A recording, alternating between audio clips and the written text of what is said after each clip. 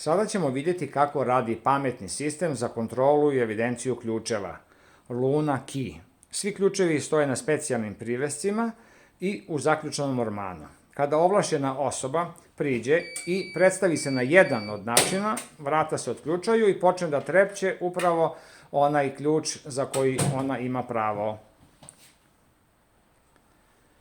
Za povratak ključeva dovoljno je predstaviti se sa druge strane, drugim čitačem i vratiti ključ na bilo koje proizvoljno mesto, jer sistem pametan upravo zna da je to ključ za koji vi imate pravo. Kada neka osoba ima pravo više ključeva da uzme, kada se predstavi sistemu, onda može da izabere ključeve koje želi i kada se sistem otključa, trepće prvi ključ, zatim počne da trepće drugi ključ i posao je završen. Uvek je zabeleženo datum i vreme uzimanja ključeva.